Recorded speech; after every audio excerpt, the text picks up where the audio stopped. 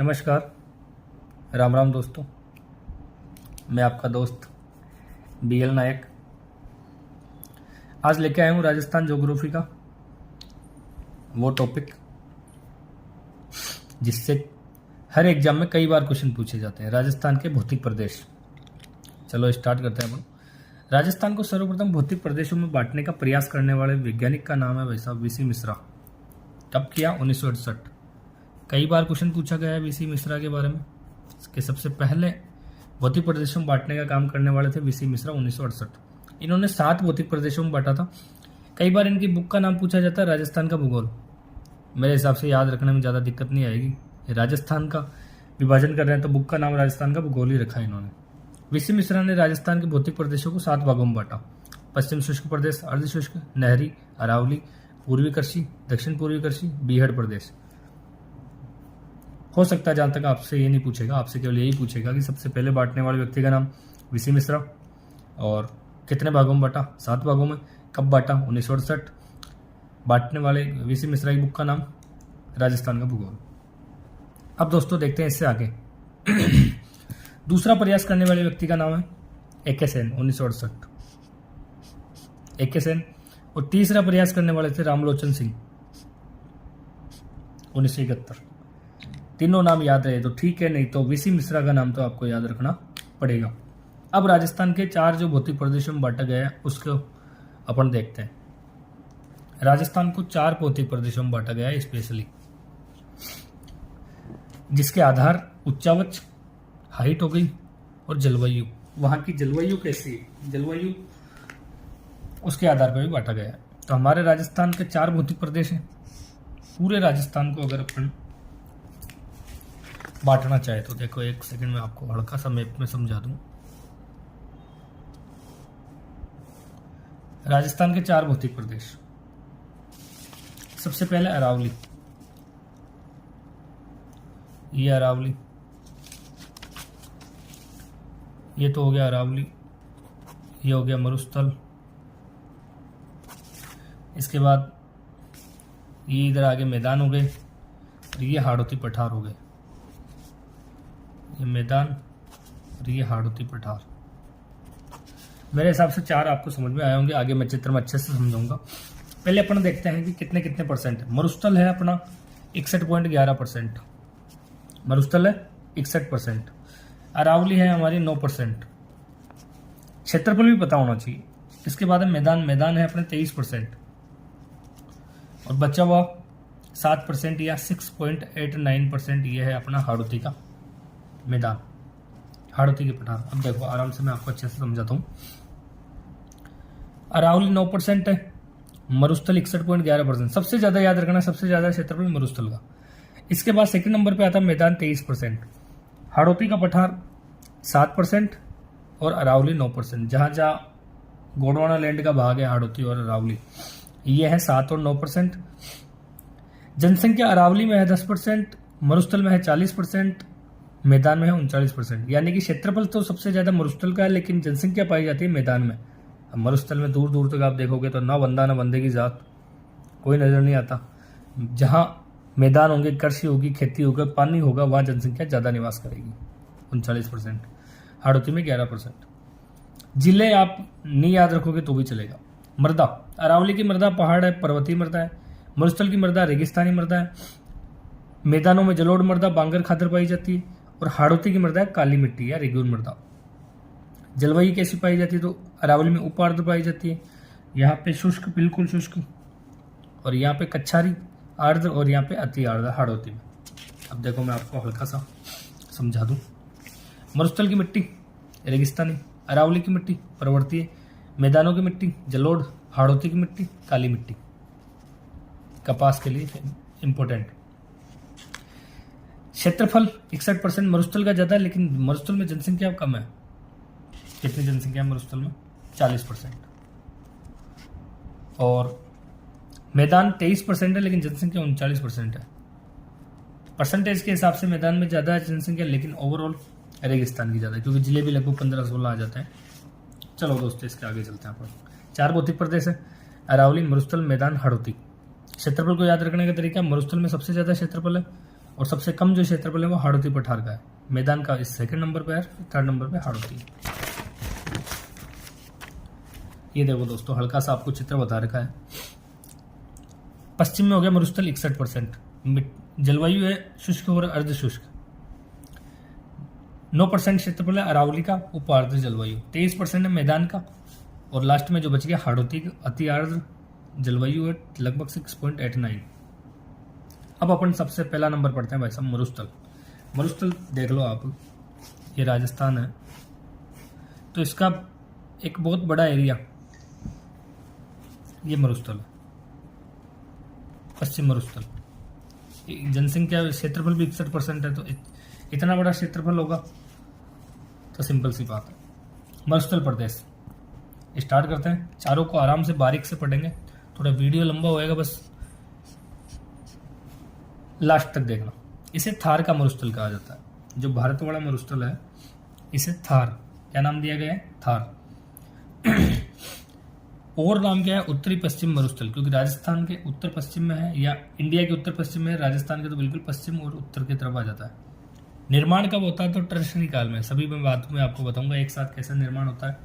और 33 महासागर से इसका निर्माण हुआ। इसे दो भागों में बांटा गया है भाई साहब, शुष्क, बिल्कुल शुष्क, और एक अर्ध शुष्क। एक तो बिल्कुल शुष्क मरुस्थल और एक अर्ध शुष्क। शुष्क मरुस्थल, अर्ध शुष्क मरुस्थल। शुष्क मरुस्थल को कहते हैं राठी प्रदेश, ये बीकानेर जैसलमेर वाला। वर्षा 0 से 25%। इधर आओगे तो बागड़ प्रदेश, बागड़ प्रदेश मैंने आपको बताया था, शेखावाटी वाला, वहां पे जनसंख्या 25 से वर्षा है 25 से 50 सेंटीमीटर। शुष्क मरुस्थल का क्षेत्रफल है 1 लाख, और इसका क्षेत्रफल है 75,000 किलोमीटर स्क्वायर। यानी कि शुष्क मरुस्थल की संख्या ज्यादा है, आप देखोगे ऊपर शुष्क ज्यादा है और अर्ध शुष्क थोड़ा कम है। इनको बांटने वाली रेखा का नाम है 25 सेंटीमीटर वर्षा रेखा। इधर 0 से 25 वर्षा हो रही है, इधर 25 से 50 हो रही है। थार मरुस्थल का ओवरऑल क्षेत्रफल आपको मिलेगा 1.75 लाख वर्ग किलोमीटर स्क्वायर। आजकल एग्जामिनर थोड़ा आगे बढ़ चुके हैं, तो हो सकता है आपसे पूछ ले कि थार के मरुस्थल का कुल क्षेत्रफल बताओ, तो 1.75 लाख वर्ग किलोमीटर स्क्वायर। 1 लाख किलोमीटर तो हो गया शुष्क मरुस्थल का, और अर्ध शुष्क का हो गया 75,000। अब कई बार आता है कि 25 सेंटीमीटर सम वर्षा रेखा क्या है। ये देखो मैंने इसको बता रखा 25 सेंटीमीटर सम वर्षा रेखा से, तो ये मरुस्थल को दो भागों में बांटती है, बराबर दो में नहीं भाग रही, लेकिन दो भागों में बांटती है। एक तरफ शुष्क मरुस्थल, एक तरफ अर्ध शुष्क मरुस्थल। थार के मरुस्थल को पाकिस्तान में चोलिस्तान के नाम से जाना जाता है, आपके नॉलेज के लिए है। अब पढ़ते हैं थार के मरुस्थल का कुल क्षेत्रफल। थार के मरुस्थल का कुछ हिस्सा राजस्थान में है, और राजस्थान में 3/5 भाग, लगभग 60% के आसपास हिस्सा राजस्थान में है। कुल क्षेत्रफल है 2,33,000 वर्ग किलोमीटर। थार का मरुस्थल आधा हिस्सा थोड़ा बहुत पाकिस्तान में भी है, थोड़ा गुजरात में है, थोड़ा बहुत राजस्थान, हरियाणा, यहाँ तक फैला हुआ, पंजाब तक। राजस्थान में क्षेत्रफल 1,75,000 वर्ग किलोमीटर, अभी बता दिया था। राजस्थान का भाग है वो 3/5 भाग, लगभग 60%। 60% हिस्सा राजस्थान में मिलता है। चलो ठीक है, आगे चलते हैं दोस्तों। अब कुछ फैक्ट है वो आपको ध्यान होना चाहिए। जो डेजर्ट ब्लॉक है, पूरे मरुस्थल को बांटा गया है डेजर्ट ब्लॉक में 142 में, उसमें से राजस्थान में 85 ब्लॉक है भाई साहब। अगर देखें थार का मरुस्थल सबसे ज्यादा फैला हुआ तो राजस्थान में ही मानो आप। रेगिस्तान के मार्च या प्रसार के लिए प्रसिद्ध है नाचना गांव जैसलमेर। रेगिस्तान यहां से सबसे आगे ज्यादा बढ़ रहा है, नाचना जैसलमेर। थार के मरुस्थल को विश्व शक्ति ग्रह के नाम से जाना जाता है। सोलर ऊर्जा का भाई साहब खूब तावड़ो पड़ा, खूब सौर ऊर्जा आती है। और सबसे ज्यादा प्लांट अगर आप देखोगे तो जोधपुर, जैसलमेर, बाड़मेर, बीकानेर, गंगानगर, इधर ही है। मरुस्थल में राजस्थान के जिले कितने भाई साहब, लगभग 18। और आप के लिए बता दूं मैं आपको याद,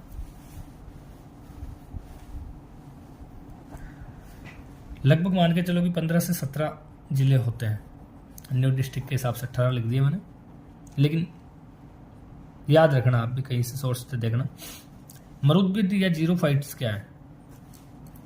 मरुस्थल में भाई साहब कम पानी है, तो कम पानी में वहां पे जो वनस्पति पाई जाती है वो है जीरो फाइट्स, उसे बोलते हैं जीरो फाइट। कौन कौन सी वनस्पति है वो, फोक, सेवन, खेजड़ी, धामण, केर, पीड़ू, ग्वारपाटा, कैक्टस, बेर। जिनके कांटे होते हैं ना भाई साहब, वो वनस्पति कहाँ पाई जाती है, मरुस्थल में। अब आते हैं 50 सेंटीमीटर वर्षा रेखा। अभी थोड़ी देर पहले देखा था अपन 25 सेंटीमीटर वर्षा रेखा। 25 सेंटीमीटर वर्षा रेखा मरुस्थल को 2 भागों में बांटती है। मरुस्थल को 2 भागों में बांटने वाली रेखा का नाम है 25 सेंटीमीटर वर्षा रेखा। अब बात कर रहा हूँ 50 सेंटीमीटर वर्षा रेखा। 50 सेंटीमीटर वर्षा रेखा राजस्थान को लगभग 2 भागों में बांट देती है। जैसे ये अपना राजस्थान है तो लगभग आधा आधा बांट देती 50 सेंटीमीटर, लगभग आया है, पूरा पूरा नहीं बांटती। अब मरुस्थल की विशेषताएं देख लो। वैसा 20 से 50 सेंटीमीटर वर्षा, बिल्कुल बहुत कम वर्षा रेखा है। तापमान देखोगे तो आप 49 डिग्री तक चला जाता है, माइनस नाइट में माइनस में भी चला जाता है कई बार। वार्षिक तापांतर देखोगे तो 22 डिग्री सेंटीग्रेड है। प्रमुख नहर का नाम आता है इंदिरा गांधी नहर। प्रमुख नदी रेगिस्तान की आती है तो लूणी नदी। और जनघनत्व आता है तो 103 व्यक्ति प्रति वर्ग किलोमीटर। पूछ लिया कई बार, तो आप तैयार रहना। अब अपन दोनों मरुस्थल को अच्छे से पढ़ेंगे। मरुस्थल के दोनों पार्ट, शुष्क मरुस्थल, अर्धशुष्क। अब बात करते हैं अपन शुष्क मरुस्थल या राठी प्रदेश। शुष्क मरुस्थल नहीं आके अगर आपके पास राठी प्रदेश आ गया तो आपको ध्यान रखना। 25 सेंटीमीटर से कम वर्षा वाला शुष्क मरुस्थल, मैंने कहा था कि ये मरुस्थल है, इसके 2 भाग किए थे और करने वाला कौन था? 25 सेंटीमीटर वर्षा रेखा। एक तरफ शुष्क आ गया और एक तरफ अर्धशुष्क आ गया। 25 सेंटीमीटर वर्षा रेखा इसे 2 भागों में बांट दें। शुष्क मरुस्थल के भी भाई सब 2 पार्ट है। कौन कौन से? एक तो बालू का स्तूप मुक्त और एक बालू का स्तूप युक्त। 41% भाग पे बालू का स्तूप पाई जाती है, 58% पे बालू का स्तूप नहीं पाई जाती। याद रखना, काम की चीजें। बालू का स्तूप क्या होते हैं अभी बताता हूँ आपको। हवा चलती है, हवा से मिट्टी उड़ती है, उनका निक्षेपण होता है इधर से उधर और उनसे कुछ आकृतियां बनती है भाई साहब, उसे कहते हैं बालू का स्तूप। एक वर्ड कई बार पूछा जाता है, हम्मादा क्या है? हम्मादा है पथरीला मरुस्थल। मरुस्थल के अंदर कुछ बाड़मेर में ऐसी जगह है, जोधपुर में, जहां पथरीला मरुस्थल है। मिट्टी की जो बालू मिट्टी है उसकी बजाय क्या है, पत्थर नजर आते हैं। तो इसका विस्तार जैसलमेर, रामगढ़, लोदरवा, पोखरण, बाड़मेर, जोधपुर, यहाँ पे हम्मादा मरुस्थल पाया जाता है। अब पढ़ते हैं भाई साहब बालू का स्तूप। इंपॉर्टेंट है, ध्यान से पढ़ना दोस्तों। बालू का स्तूप व उसके प्रकार। बालू का स्तूप होता क्या है तो मैंने अभी बताया था आपको कि जब पवन द्वारा मिट्टी का निक्षेपण किया जाता है, इधर उधर उड़ती है मिट्टी और उड़ते हुए कई बार टीले बना लेती है, कोई आकृति बना लेती है, तो भाई साहब वो बालू का स्तूप कहलाता है। बालू का स्तूप के 5-7 प्रकार होते हैं। देखो, पहला है अर्धचंद्राकार या बरखान, मतलब आधे चांद की जैसी आकृति बन रही। कहाँ कहाँ मिलेगा ये आपको? शेखावाटी और चूरू में। सर्वाधिक कहाँ है? चूरू में। अनुप्रस्थ, जहाँ समकोण जैसी आकृति बन जाती है, समकोण ऐसी आकृति बन जाती है, तो वो है बाड़मेर, जोधपुर में। फिर आता अनुदैर्ध्य, रेखीय समांतर रेखा चलती है, जैसे समांतर चलती है, तो वो है जैसलमेर में। फिर तारानुमा, तारे की आकृति बन जाती है। ये देखो आप कैसी आकृति बन रही है दोस्तों, तारे जैसी आकृति बन जाती है। इसमें अनियमित हवाएं चलती है। ये सबसे ज्यादा कहाँ? सूरतगढ़ में। तो कई बार पूछा जाता है भाई साहब की तारानुमा बालू का स्तूप कहाँ पाए जाते हैं, तो सूरतगढ़ में। अर्धचंद्राकार, बरखान, समकोण, रेखीय समांतर और तारानुमा। क्वेश्चन जो पूछा जाता है, कई बार पूछा जाता है तारानुमा से, कहाँ पाया जाता है तारानुमा? तो ये पाए जाते हैं जैसलमेर और सूरतगढ़। और सूरतगढ़ का क्वेश्चन कई बार पूछा गया। अब पढ़ते हैं अपने पैराबोलिक। 5वां नंबर है पैराबोलिक बालू का स्तूप। ये बरखान के विपरीत होता है। बालों की क्लिप जैसी आकृति होती है, हेयर पिन जैसी। तो इसे कई बार हेयर पिन बालू का स्तूप भी बोल दिया जाता है। याद रखना, हेयर पिन किसे बोलते हैं? पैराबोलिक बालू का स्तूप। लगभग सभी जिलों में पाया जाता है। इसके बाद आता है सीफ। बरखान के निर्माण के दौरान जब पवन की दिशा में परिवर्तन हो जाता है तो बरखान की एक भुजा आगे बढ़ जाती है, इसे सीफ कहते हैं। बरखान अनुप्रस्थ होता है और सीफ अनुदैर्ध्य होता है। नंबर 7 पे आ जाओ तो सब्र काफिज या स्क्रफ काफिज। छोटी झाड़ियों और घास के पास, रेगिस्तान में केवल झाड़ियां ही होती, छोटी छोटी या कंटीले पेड़ होते हैं, तो उनके आसपास जो बालू का स्तूप बनता है वैसा उसे कहते हैं सब्र काफिज। तो बालू का स्तूप सर्वाधिक कहाँ पाया जाता है? जैसलमेर में। और सभी प्रकार के बालू का स्तूप कहाँ पाए जाते हैं? जोधपुर में। बालू का स्तूप के कई प्रकार होते हैं। सबसे ज्यादा बालू का स्तूप कहाँ पाया जाता है? जैसलमेर। और सभी प्रकार के बालू का स्तूप कहाँ मिलेंगे आपको? जोधपुर में। चलो दोस्तों, इसके आगे चलते हैं। एक टर्म्स पूछी जाती है, आपसे पूछ लेगा पीवना क्या है। ऑप्शन आ जाएंगे नदी, तालाब, पर्वत और एक जहरीला सांप। तो पीवड़ा क्या होता है, वैसे एक जहरीला सांप होता है, लोग सोते रहते हैं, तो ये रेगिस्तान में आता है, चल के लोगों की छाती पे बैठ के वहां से सांस में जहर घोल देता है और उस व्यक्ति की मृत्यु हो जाती है। फिर वो चला जाता है, सुबह तक आदमी का सीताराम हो जाता है। तो सीताराम करने वाले जहर का नाम वैसा पीवड़ा। इस क्षेत्र को थली के नाम से जाना जाता है। ये ग्रेट पोलियोआर्टिक अफ्रीकी मरुस्थल का पूर्वी भाग है। जो शुष्क मरुस्थल है वैसा इसको थली नाम से जानते हैं। पड़ीहारा रण क्षेत्र कहाँ मिलेगा आपको? शेखावाटी में, याद रखना। इस मरुस्थल, शुष्क मरुस्थल में बालू का स्तूपों के बीच में नम भूमि पाई जाती है, जिसमें वर्षा का जल पड़ जाने से अस्थायी झीलें बन जाती है। इन क्षेत्रों को स्थानीय भाषा में रन कहा जाता है। भाई रन किसे कहते हैं, पूछ लेगा रन किसे कहते हैं, तो रन किंग कोहली बनाता है वो रन तो है ही है, लेकिन रन और कौन सा है? तो मरुस्थल में ये बालू का स्तूप पाए जाता है, इनके आसपास में बारिश का पानी भर जाता है, तो उसे रन कहते हैं। उदाहरण कनौड़, बरमसर, भाकरी, पोखरण, बाप, थोब, फड़ौदी, ये प्रमुख रन है। भाई यहाँ पे रेगिस्तान में भी थोड़ा बहुत पानी मिलता है। अब पढ़ते हैं लाठी सीरीज क्या है। लाठी सीरीज पाक सीमा पर पोखरण से मोहनगढ़ तक, जो पाकिस्तान की बॉर्डर है अपनी, वहां पर मोहनगढ़ से पोखरण तक 60 मीटर चौड़ी एक चट्टानों का समूह पाया जाता है। भूगर्भिक जलपट्टी चट्टानों का समूह है, 60 मीटर चौड़ी है ये। तो इसमें चट्टाने हैं नीचे, तो फिर पानी ऊपर आ जाता है, तो इसकी वजह से यहाँ पे हरियाली नजर आती है। और जो घास पाई जाती है यहाँ पे, वो पाई जाती है सेवण घास। तो ये सेवण घास अपने मोहनगढ़ से पोखरण के बीच में भी है, उधर पाकिस्तान वाले हिस्से में भी है। तो पूछ ले आपसे लाठी सीरीज क्या है, तो मोहनगढ़ से पोखरण तक एक 60 मीटर की पट्टी पाई जाती है, चौड़ी पट्टी। पोखरण से मोहनगढ़ तक 60 मीटर, पोखरण वही अपने रामदेव जी वाला, या सेवन घास पाई जाती है। वही जल पट्टी है, जल है तो घास मिलेगी आपको, सीधी सी बात है। अब आता है सेकंड वाला पार्ट, जो अर्ध मरुस्थल, अर्ध शुष्क मरुस्थल या बागड़ प्रदेश, जो ये अपने शेखावाटी वाला एरिया। अब इसको पढ़ेंगे भाई। शुष्क मरुस्थल व अरावली के मध्य का क्षेत्र, शुष्क मरुस्थल और अरावली पर्वतमाला के बीच का जो एरिया है, वहां पे बारिश होती है जो 25 से 50 सेंटीमीटर के बीच में होती है। अच्छी खासी वर्षा वहां देखने को मिलती है। अब इसके 4 भाग हैं, आराम से देखना समझ में आएगी। एक तो लूनी बेसिन, एक नागौरी उच्च भूमि, एक शेखावटी अंतःप्रवाह और एक गग्गर बेसिन। कहाँ है अच्छे से देखना समझ में आएगा। लूनी बेसिन, गोडवाड़ बेसिन, पाली, जोधपुर, बाड़मेर, जालौर, सिरोही। लवणीय पादप, मतलब लवण की मात्रा पाई जाती है। एक फेमस पूछा जाता है आपसे कि नेहड़ रन कहाँ पाया जाता है, तो नेहड़ रन है जालौर में। लूनी नदी बहती है, लूनी नदी जहाँ बहती है, बालोतरा के बाद इसका पानी खारा हो जाता है। कहाँ बहती जाती है, तो पाली, जोधपुर, बाड़मेर, जालौर, सिरोही। लवणीय पादप यहाँ होते हैं। इसके बाद आते हैं नागौरी उच्च भूमि में। नागौरी उच्च भूमि में सब सर्वाधिक खारे पानी की झीलें कहाँ मिलेगी आपको, तो नागौरी उच्च भूमि में खारे पानी की झीलें 33 महासागर का अवशेष मानी जाती है। ये याद रखनी। कुबड़ पट्टी, बांका पट्टी, ये कहाँ मिलेगी आपको, नागौर से अजमेर, जायल के बीच में। यहाँ पे क्या है, तो यहाँ पे फ्लोरोसिस की मात्रा ज़्यादा पाई जाती है पानी के अंदर। जमीन से जो पानी आएगा, भूजल, फ्लोरोसिस की मात्रा ज़्यादा होने की वजह से जो लोगों की जो कमर होती है, वो कुबड़ है जो ऊपर से निकल जाता है, लोग झुक जाते हैं, तो वो कुबड़ पट्टी कहलाती है। अब आते हैं शेखावटी। जोहड़ पानी के कुएं कहाँ मिलेंगे आपको, शेखावटी में। तोरावटी बीड़ चरागा भूमि में मिलेगी। तोरावटी कांतलिक आपवा क्षेत्र भी मिलेगा। और विस्तार कहाँ है, सिक्कर, चूरू, झुंझुनू। नागौरी उच्च भूमि नागौर राज्य में मिलेगी आपको। लूनी बेसिन आपको पाली, जोधपुर, जालौर, बाड़मेर, सिरोही में मिलेगी। शेखावटी वाला एरिया सिक्कर, चूरू, झुंझुनू मिलेगा। अब आते हैं गग्गर बेसिन। कहाँ मिलेगा गग्गर बेसिन, गंगानगर, हनुमानगढ़। मरुस्थल का सर्वाधिक उपजाऊ क्षेत्र। सर्वाधिक उपजाऊ क्षेत्र क्यों है, क्योंकि गग्गर बेसिन, गग्गर नदी कभी यहाँ से बहा करती थी।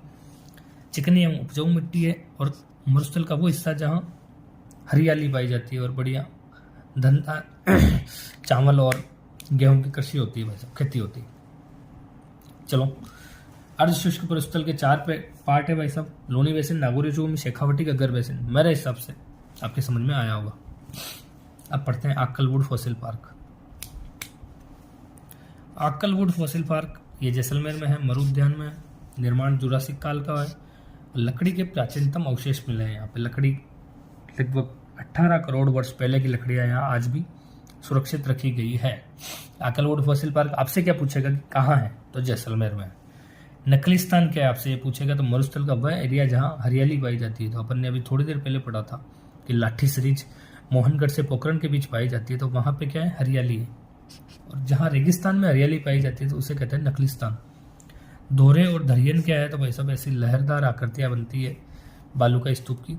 और ये दोहरे सबसे ज़्यादा कहाँ मिलेंगे आपको, जैसलमेर वाले एरिया में। वैसे तो सभी जगह, लेकिन फेमस कहाँ के हैं,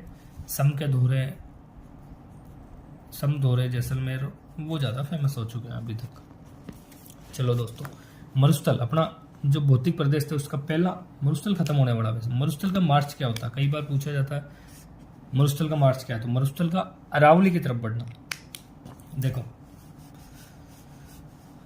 ये राजस्थान हो गया, ये पूरा मरुस्थल है, और इसके ये आगे अरावली प्रदेश है। अब हो क्या रहा है, ये मरुस्थल इधर की तरफ बढ़ता जा रहा है, अरावली की तरफ, जो कि बहुत भाई सब गड़बड़ हो जाएगी। अपना पूरा रेगिस्तान, अपना पूरा राजस्थान कभी ये ना होगी मरुस्थलों में बदल जाए। तो इधर ये आगे की तरफ बढ़ना ही क्या कहलाता है, मरुस्थल का मार्च। दिशा क्या है इसकी, जो इसकी दिशा है दक्षिण पश्चिम से उत्तर पूर्व की ओर, ये ऐसे बढ़ रहा है, दक्षिण पश्चिम से उत्तर पूर्व की ओर ऐसे आगे की तरफ जा रहा है। सर्वाधिक योगदान बरखान बालू का स्तूप का होता है। सबसे ज्यादा आगे कौन भागता है, तो बरखान बालू का स्तूप। अभी थोड़ी देर पहले मैंने बताया था आपको। ये मरुस्थल भाई साहब कंप्लीट हो गया। अब आते हैं अरावली पर्वतमाला। ध्यान से देखते चलना दोस्तों, कंप्लीट समझ में आएगी आपकी, ये अपना चैलेंज है। अब पढ़ते हैं अरावली पर्वतमाला। अरावली पर्वतमाला, अरावली विश्व की प्राचीनतम वलित पर्वतमाला है, खंडित है। कहाँ की, ये प्री कैम्ब्रियन काल की। अभी थोड़ी देर पहले मैंने बताया था मरुस्थल कौन से काल का है, ट्रशरी काल का, और अरावली पर्वतमाला कौन सी है, कैम्ब्रियन काल की। पूछ लेगा भाई साहब आपसे कि अरावली इनमें से कौन से काल की है, प्री कैम्ब्रियन काल की। उसकी दिशा राजस्थान में उत्तर पूर्व से दक्षिण पश्चिम तक है। ये देखो, ये राजस्थान है, तो दक्षिण पश्चिम से उत्तर पूर्व ये एरिया अरावली पर्वतमाला का। ये अवशिष्ट पर्वतमाला बन चुकी है, मतलब खंडित हो गई, ऐसा खंडित है जगह जगह से, एक साथ ऐसी एक स्थिति नहीं है इसकी, थोड़ी कहीं ऊपर कहीं नीचे ऐसी स्थिति। अरावली मूल रूप से नई दिल्ली से प्रारंभ होकर पालनपुर गुजरात तक है। ये पालनपुर के खेड़ ब्रह्मा से लेकर के रायसीना हिल्स दिल्ली तक है भाई साहब, ये याद रखना आपको। ये रायसीना हिल्स दिल्ली कहाँ से कहाँ तक है, तो पालनपुर से लेकर नई दिल्ली तक है। 692 किलोमीटर, कितने किलोमीटर की है, 692 किलोमीटर। और राजस्थान में कितनी है, तो राजस्थान में है 550 किलोमीटर। 692 ये दिल्ली से, पालनपुर से दिल्ली तक है। लेकिन राजस्थान में अरावली पर्वतमाला खेड़ ब्रह्मा माउंट आबू से खेतड़ी झुंझुनू तक है। खेड़ ब्रह्मा ये माउंट आबू से लेकर के खेतड़ी झुंझुनू तक राजस्थान में है, और 550 किलोमीटर, लगभग 80% हिस्सा अरावली का कहाँ पे है, राजस्थान में। ये राज्यों में लगभग 19 जिलों में, नए जिलों के हिसाब से अगर अपन देखें तो लगभग 19 जिले बनते हैं। लेकिन मान के चलो ऐसे जिले नहीं पूछे जाएंगे कि जिले कितने हैं। तो अरावली का विस्तार राज्य में सर्वाधिक उदयपुर जिले में, भाई साहब लाखों बार पूछा गया कि अरावली का विस्तार राजस्थान में सर्वाधिक कौन से जिले में है, उदयपुर में। न्यूनतम कौन से जिले में, अजमेर में। देख लो भाई, अजमेर वालों, नागपाड़ वालों, अजमेर वाले छोरे देखो, अरावली सबसे कम अजमेर में और सबसे ज़्यादा उदयपुर में। यही अरावली की बदौलत है भाई साहब महाराणा प्रताप इन मुगल आक्रांताओं से ज़्यादा टाइम तक सरवाइव कर पाए, ज़्यादा टाइम तक लड़ पाए और इनको हरा पाए। अरावली की औसत ऊंचाई कई बार पूछा जाता है कितनी, 930 मीटर। अब देख लो आप, एक हल्का सा मैं आपको समझा दूं अरावली कहाँ से कहाँ तक है। अरावली पालनपुर गुजरात से लेकर के रायसीना हिल्स तक है। लेकिन राजस्थान में ये अरावली जो है माउंट आबू से खेतड़ी झुंझुनू तक है। माउंट आबू से खेतड़ी झुंझुनू तक है। अरावली की टोटल लंबाई 692 किलोमीटर है। लेकिन राजस्थान में जो इसकी लंबाई है वो 550 किलोमीटर है। और राजस्थान में लगभग 80% हिस्सा राजस्थान में है। अरावली सबसे ज़्यादा उदयपुर जिले में है राजस्थान में, और सबसे कम है अजमेर जिले में। ये वैसा अरावली खत्म आपकी। दिशा पूछे तो दक्षिण पश्चिम से उत्तर पूर्व है। ठीक है, जहां तक मैं समझ रहा हूँ आपके समझ में आ गई। थोड़ा सा देख लो अरावली है कौन कौन से जिलों में, तो गुजरात में है, राजस्थान में है, हरियाणा में है, दिल्ली में। अब भाई साहब अरावली पर्वतमाला को अच्छे से पढ़ते हैं, ध्यान से देखना आप। अरावली पर्वतमाला को वैसे 3 भागों में बांटा गया है। कितने भागों में? 3 भागों में। उत्तरी अरावली, मध्य अरावली और दक्षिणी अरावली। ध्यान से पढ़ना दोस्तों। उत्तरी अरावली झुंझुनू से जयपुर, यानी जयपुर से झुंझुनू के मध्य है। मध्य अरावली अजमेर अरावली, अजमेर वाला एरिया मध्य अरावली में आता है। और दक्षिणी अरावली सिरोही से राजसमंद के बीच का एरिया है। उत्तरी अरावली की सबसे ऊंची चोटी है रघुनाथगढ़ सीकर में 1055 मीटर। मध्य अरावली जयपुर से राजसमंद के बीच में है। अजमेर अरावली भी इसे कहते हैं। सर्वोच्च चोटी है टाटगढ़ अजमेर 934 मीटर, अब ब्यावर में आता है टाटगढ़। और तारागढ़ 873 मीटर। दक्षिण अरावली में है अरावली की सबसे ऊंची चोटी गुरु शिखर 1722 मीटर। विस्तार का है सिरोही, पाली, उदयपुर, राजसमंद। अब देखो मैं आपको समझा दूं हल्का सा अरावली के बारे में समझा। ये अरावली जा रही है, ये आगे वाला पार्ट है उत्तरी अरावली। उत्तरी अरावली कहाँ है? जयपुर से झुंझुनू। सबसे ऊंची चोटी कौन सी? रघुनाथगढ़। यह है मध्य अरावली, जिसे बोलते हैं अजमेर अरावली। ये कहाँ से कहाँ तक है? तो ये राजसमंद से अजमेर तक है, राजसमंद से जयपुर तक है। इसकी सबसे ऊंची चोटी है टोडगढ़। सेकंड ऊंची चोटी है तारागढ़ अजमेर। इधर आ गया दक्षिण अरावली। दक्षिण अरावली का नाम है दक्षिण अरावली। ये कहाँ से कहाँ तक है? तो यह है सिरोही से राजसमंद तक। इसकी सबसे ऊंची चोटी है अरावली की सबसे ऊंची चोटी गुरु शिखर। कितनी? 1722 मीटर। ये लो ऐसा अरावली खत्म। अब अरावली की कुछ सबसे ऊंची चोटियां हैं, उनके बारे में मैं आपको बता देता हूँ। अरावली की सर्वोच्च चोटियां और जिले का नाम है। कई बार क्वेश्चन बनता है इनमें से, तो ध्यान देना। अरावली की सर्वोच्च चोटियां, सबसे पहले है गुरु शिखर। कहाँ है? सिरोही में। इसका स्क्रीनशॉट ले लेना भाई साहब आप इस पेज का पूरे का। गुरु शिखर 1722 मीटर। कहाँ है? सिरोही में। शेर सिरोही में 1597 मीटर। तेलवाड़ा सिरोही में 1442 मीटर। जरगा उदयपुर में 1431 मीटर। इसके बाद अचलगढ़ सिरोही में 1380 मीटर। कुंभलगढ़ राजसमंद में 1224 मीटर। रघुनाथगढ़ सीकर में 1055 मीटर। उत्तरी अरावली सबसे ऊंची चोटी है रघुनाथगढ़। ऋषिकेश सिरोही में 1017 मीटर। कमलनाथ उदयपुर में 1001 मीटर। सज्जनगढ़ उदयपुर में 938 मीटर। टाटगढ़ अजमेर में भी अब हो गई ब्यावर में, पहले अजमेर में थी अब ब्यावर में होगी 938 मीटर। खो जयपुर में 920 मीटर। सज्जनगढ़ उदयपुर में, सायरा उदयपुर में 900 मीटर। तारागढ़ अजमेर में 873 मीटर, जिसमें तारागढ़ का किला बना हुआ है। देखो दोस्तों ये स्टार्टिंग के आपको याद रखनी है, लेकिन अगर इनका क्रम आप देखोगे तो इसकी एक मैंने ट्रिक बना रखी है ऊपर। वैसे मैं ट्रिक के बारे में पक्ष में नहीं होता हूँ, भूल जाते हैं अपन, लेकिन कोशिश करना याद हो। गुरु से दिल से आस जरा कुंभा धोनिया ऋषि, जहां तक है ये वहां तक की है। आपको याद नहीं करनी है ट्रिक, आपको सीधी चोटी और कहाँ है जिले का नाम आपको पता होना चाहिए।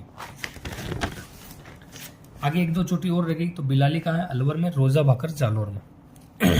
अन्य चोटियां भाई साहब कई बार पूछ ली जाती है कहाँ पे है, तो देखो इनमें इंपॉर्टेंट है मालखेत। मालखेत मिलती है आपको सीकर में। लोहागल झुंझुनू में सुंदा पर्वत, यह है जालोर में। लीलागढ़ उदयपुर में। डोरा पर्वत, यह है जालोर में। बबई नीम का थाना सीकर में है। दमदम भरतपुर में है। एक बेराट अलवर में है। अब एक नानी सीरडी, अपन पाली जाते हैं तो रास्ते में आता सोजत। सोजत की मेहंदी फेमस है, तो नन्ही सीरडी पहाड़ी का है सोजत में। ईगल पहाड़ी जयपुर में। बिठली पहाड़ी अजमेर, गढ़ बिठली जिसमें तारागढ़ बना हुआ है। और काला भूरा डूंगर यह है पाली में। स्क्रीनशॉट लेना और अच्छे से इनको याद करने की कोशिश करना। मालखेत सीकर में। सुंडा पर्वत जालोर में। डोरा पर्वत जालोर में। दमदम भरतपुर। नानी सीरडी सोजत। ईगल पहाड़ी जयपुर। बिठली अजमेर। काला भूरा डूंगर पाली। चलो दोस्तों चलते हैं इसके आगे। कई बार पूछा जाता है कि अरावली को ऊंट की गर्दन किसने कहा? अरावली कैसे दिखती है? ऊंट की गर्दन, यानी कि बहुत लंबी है और ऊंची है। तो किस कहने वाला था? अकबर का दरबारी कवि अबुल फजल। अब गुरु शिखर के कुछ उपनाम है दोस्तों। इसे कहते हैं गुरु माथा और संतों का शिखर। राजस्थान संतों की भूमि है, तो संतों का शिखर कहने वाले व्यक्ति का नाम है colonel James Tod. Magra, Magra विकास बोर्ड बना हुआ है दोस्तों। मगरा है, कहते किसे हैं? तो उदयपुर के उत्तर पश्चिम में स्थित पहाड़ियों को क्या कहा जाता है? मगरा। और वैसे देखें तो उदयपुर से ये जो ब्यावर, भीम, टोडगढ़, देवगढ़, ये वाला जो एरिया है इसे मगरा के नाम से जाना जाता है। पीडमांट का मैदान किसे कहते हैं? इसी अरावली में पाया जाता है। तो देवगढ़ के समीप स्थित निर्जन पहाड़ियाँ हैं, वहाँ पे कुछ उच्च भूभाग है टीलेनुमा, उन्हें पीड़बाट का मैदान कहा जाता है। गुरु शिखर के नीचे स्थित उड़िया पठार, गुरु शिखर पे किस पे है दोस्तों? उड़िया पठार पे है। राजस्थान का सबसे ऊंचा पठार है 1360 मीटर। राजस्थान का सबसे ऊंचा पठार उड़िया पठार कहाँ पे है? गुरु शिखर इसी उड़िया पठार के ऊपर है। एक है आबू पर्वत का पठार, ये कहाँ पे है? सिरोही में है, 1200 मीटर का, बैथोलिथ का उदाहरण है। मैसा पठार जिसपे चित्तौड़गढ़ का किला स्थित है। एक मानदेसरा पठार, ये भी चित्तौड़गढ़ में है। एक लसाड़िया पठार उदयपुर में। तो ये कुछ 4-5 पठार है राजस्थान में। उड़िया पठार राजस्थान का सबसे ऊंचा पठार, आबू पर्वत का पठार सिरोही में, मैसा पठार चित्तौड़गढ़ इसी में मैसा पठार पर स्थित है। मानदेसरा पठार चित्तौड़गढ़ में, लसाड़िया उदयपुर में। अब अरावली के कुछ दर्रे क्या होते हैं तो वो देख लो एक बार आप। दर्रे कहते किसे हैं? जैसे ये पहाड़ी है, उधर वाले लोग उधर हैं, इधर वाले लोग इधर हैं, लेकिन इनके बीच में एक ऐसा दर्रा या तो ऑटोमेटिक होता है या लोगों के द्वारा बना दिया जाता है। तो इधर से उधर जाने के लिए अभी कभी आप जयपुर से जोधपुर गए हो तो ब्यावर के आगे आता है बर दर्रा, बर के उधर जोधपुर इधर जयपुर, तो वो निकलने के लिए एक जगह है बर, वहां से आपको निकल सकते हो। अरावली के प्रमुख दर्रे, अरावली में सर्वाधिक दर्रे कहाँ है? राजसमंद में मिलेंगे आपको। 2 पहाड़ों के, एक पहाड़ के इधर से उधर जाने वाली भूमि, 2 पर्वतों के मध्य तंग रास्ता जिसे नाल भी कहा जाता है। जैसे क्या कहता है? नाल भी कहा जाता। पर्वत है तो पर्वत के इधर उधर जाने वाला रास्ता, उनको काट देता है तो वहां पे दर्रा बन जाता है। मेरवाड़ा पहाड़ियाँ मेवाड़ और मारवाड़ को अलग करती है। ये मेरवाड़ा पहाड़ियाँ मिलेगी आपको भीम, ब्यावर, देवगढ़ के आसपास में। तो इसके एक तरफ तो हो गया मेवाड़, एक तरफ हो गया मारवाड़। अब कुछ दर्रे हैं दोस्तों, देखते हैं। पाली में बरदर्रा, देसूरी की नाल और सोमेश्वर। अब ये बरदर्रा ब्यावर जिले में आ चुका, आपको ये भी याद है। राजसमंद में कुछ दर्रे हैं, गोरम घाट सबसे फेमस दर्रा, कमली घाट, जिलवा की नाल, पगलिया की नाल, हाथीगुड़ा, गोमती घाट, चिरवा घाट। इन्हें घाट भी बोलते हैं, दर्रा भी बोलते हैं, घाटा भी बोलते हैं, याद रखना। उदयपुर के दर्रे में देखेंगे तो देबारी की नाल, हाथी नाल, फुलवारी की नाल, केवड़ा की नाल भी बोलते हैं, दर्रों को नाल भी कहा जाता है। स्क्रीनशॉट ले लेना आप। ब्यावर अजमेर के कुछ दर्रे हैं तो परवारिया की नाल, सूरा घाट, शिवपुरा घाटा है वैसे ब्यावर में पास में, शिवपुरा घाटा, बरदर्रा और कछवाली दर्रा। टोटगढ़ में कुछ दर्रे हैं, पीपली, उदाबारी, स्वरूपा घाट दर्रे हैं। तो वैसे भी झरने भी चलते हैं, बढ़िया जगह है। अरावली विंध्याचल के मिलन के कारण राजस्थान का कौन सा क्षेत्र संक्रमित क्षेत्र कहलाता है? कई बार पूछा जाता है संक्रमणीय क्षेत्र कौन सा है? जहाँ 2 पहाड़ियाँ मिलती है या 2 बड़ी बड़ी पहाड़ियाँ मिलती है, 2 बड़ी बड़ी पहाड़ियाँ मिलती है, एक तो अरावली और एक विंध्याचल। तो वो एरिया कौन सा है उसे कहते हैं संक्रमणीय क्षेत्र राजस्थान में कौन सा कहलाता है? रणथंभौर। याद रखना, कई बार पूछ लेता है। अब एक हाड़ौती के पठार में कुछ दर्रे हैं तो उसमें फेमस है बूंदी के दर्रे, तो रामगढ़, लाखेरी, खटकड़, जेतावास, ये कुछ 3-4 दर्रे हैं, इनको भी याद रखना। चलिए दोस्तों इसके आगे चलते हैं। अब राजस्थान में कुछ ऐसी पर्वत पहाड़ियाँ जो फेमस है। त्रिकुट पहाड़ी जैसलमेर करौली में, चिड़िया टोक जिसपे जोधपुर का मेहरानगढ़ फोर्ट बना हुआ है, 56 की पहाड़ियाँ बाड़मेर में है, स्क्रीनशॉट लेना आप इनका। नाकोड़ा पर्वत बाड़मेर बालोतरा में है, रोजा भाकर जालोर में है। इधर जोधपुर, जालोर, सिरोही में पर्वत को भाकर कहते हैं, तो रोजा भाकर जालोर में, इसराना भाकर जालोर में, झारोला भाकर जालोर में। जसवंतपुरा पहाड़ी, डोरा पर्वत, सुंडा पर्वत, ये जालोर में। स्क्रीनशॉट लेना दोस्तों, बहुत बढ़िया है। चिड़िया टूक जिसपे जोधपुर किला बना हुआ है, त्रिकुट पहाड़ी जिसपे जैसलमेर फोर्ट है, और करौली में भी एक त्रिकुट पहाड़ी है। 56 की पहाड़ी, नाकोड़ा पर्वत, दोनों बाड़मेर में। चलिए चलते हैं। कुछ उदयपुर के पर्वत है, इनको भी देख लेते हैं। उदयपुर में है मोती मगरी, हिरण मगरी, माचला मगरा, जरगा हिल्स और रागा हिल्स। गोगुंदा पहाड़ी, बिचामेड़ा पहाड़ी, याद रखना ये सब पहाड़ियाँ कहाँ हैं? उदयपुर में है। राजसमंद में रेल मगरा, बिजराल पर्वत, दिवेर हिल्स, खमनोर हिल्स, ये कहाँ मिलेगी आपको? राजसमंद में। कुछ जयपुर में भी है, तो मोती डूंगरी, मोती मगरी उदयपुर में, लेकिन मोती डूंगरी जयपुर में है। गणेश मंदिर है वहाँ पे, जालाना डूंगरी, महादेव डूंगरी, गणेश डूंगरी, भीम, बीजक, विराट, सेवर, मनोहरपुर, ईगल हिल्स, बरवाड़ा, बबाई, ये सब कहाँ पे है दोस्तों? जयपुर के पर्वत। अब अपन चलते हैं भाई साहब अरावली पर्वतमाला का एंड करते हैं। सवाईमाधोपुर में चौथ का परवाड़ा है पहाड़ी, सिक्कर में अर्श पहाड़ी, मालखेत पहाड़ी, खंडेला पहाड़ी, अलवर में अर्शनाथ पर्वत, उदयनाथ पर्वत, बहराज पर्वत, सिरावास, भीलवाड़ा में बीजासन पहाड़ी, बीजासन माता का मंदिर है, बूंदी में अड्डावाड़ा पर्वत है, दौसा में देवगिरी पहाड़ी है। स्क्रीनशॉट लेना, हो सकता है आपसे पूछ लेगा। सर्पफन पहाड़ियाँ यानी सांप के फन की आकृति की पहाड़ियाँ कहाँ मिलेगी? इंपॉर्टेंट क्वेश्चन है, कई बार पूछा गया है। सेंदड़ा ब्यावर, ब्यावर से आगे निकलते जाता है सेंदड़ा बर, तो वह सेंदड़ा बर वाले उस हिस्से के अंदर ऐसी पहाड़ियाँ हैं जो सांप की आकृति की दिखाई देती है। गोलाकार पहाड़ियाँ मिलेगी आपको बाड़मेर में, घोड़े की नाल जैसी पहाड़ियाँ मिलेगी आपको बारा में, तस्तरी नुमा गिरवा पहाड़ियाँ मिलेगी आपको उदयपुर में। अरावली का अध्ययन करने वाले भाई साहब सबसे पहले व्यक्ति थे एम हेरोन, इंपॉर्टेंट है याद रखना। एम हेरोन ने अरावली का अध्ययन किया। इन्होंने कहा कि अरावली का निर्माण देहली महासमूह से हुआ। ये 3 समूहों में विकसित है, विभाजित है। एक तो अजबगढ़ ग्रुप, एक अलवर ग्रुप और एक राइलो ग्रुप।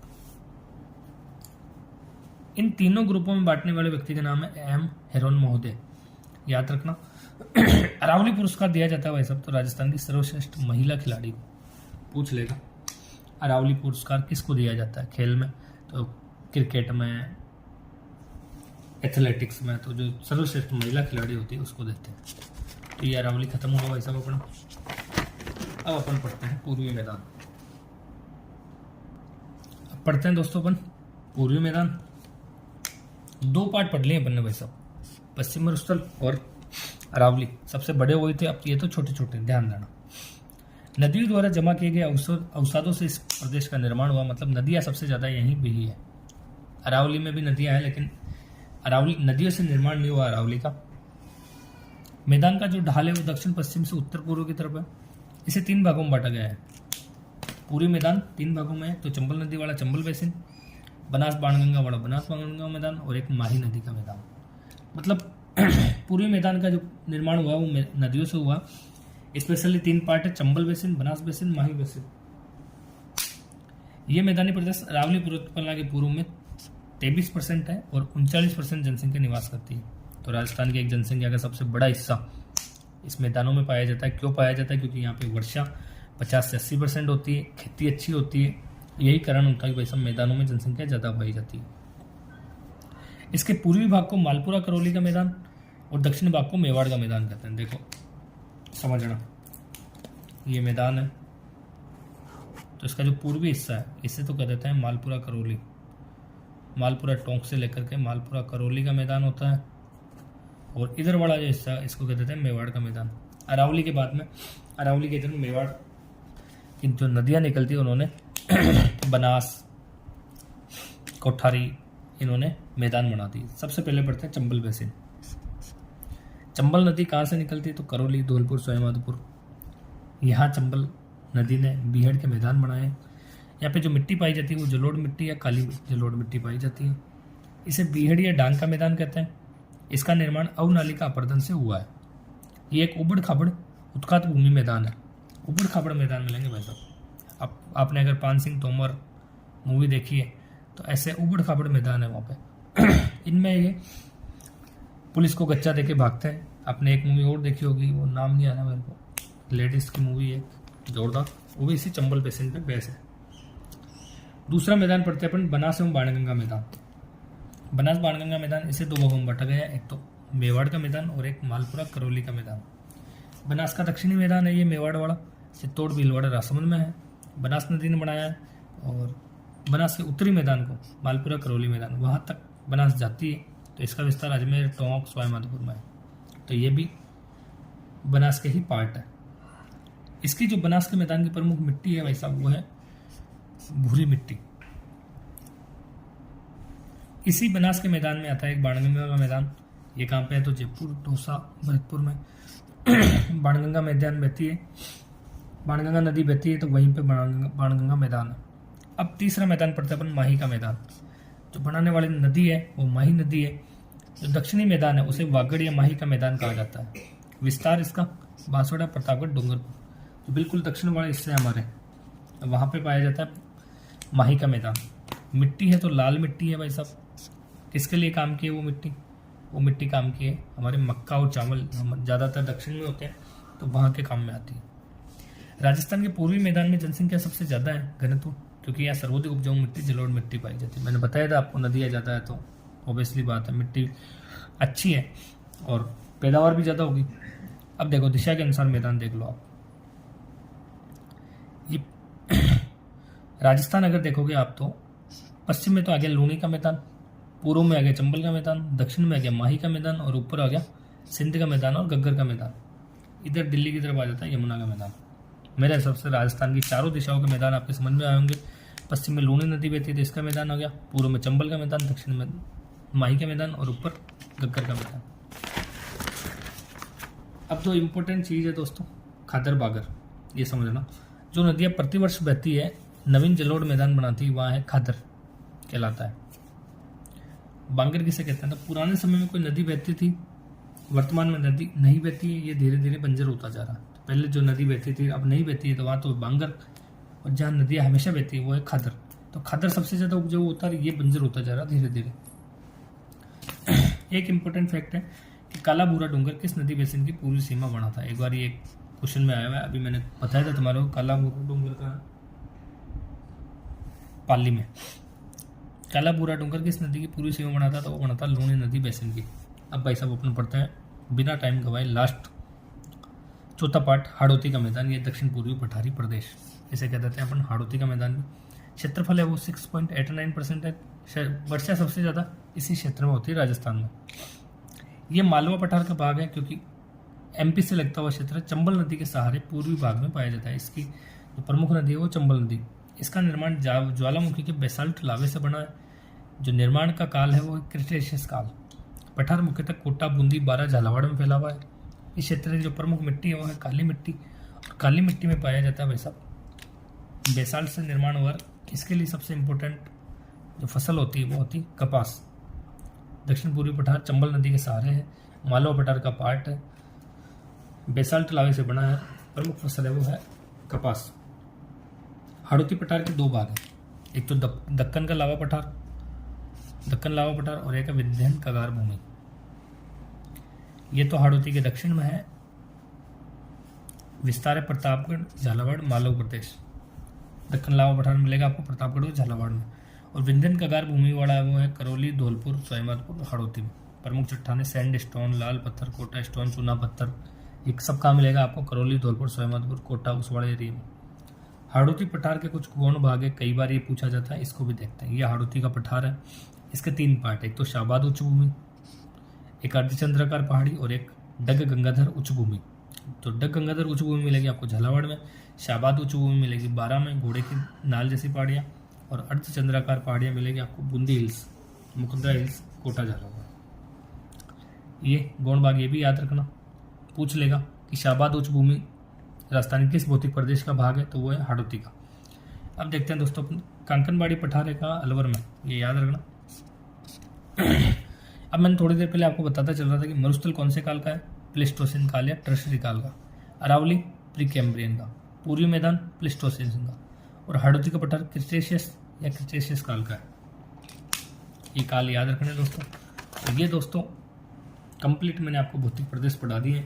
कैसे लगे मुझे कमेंट्स बॉक्स में ज़रूर बताना। अच्छे लगे, जहाँ कहीं आपको चीज़ दिखे काम की, आप उसका स्क्रीनशॉट ले लीजिए, आपके काम आएगा। कंफर्म मैं आपसे वादा करता हूँ कि ज़रूर आपके किसी न किसी एग्ज़ाम में मेरे द्वारा पढ़ाए गए ये क्वेश्चन आपके ज़रूर भिड़ेंगे। धन्यवाद। जय हिंद, जय भारत।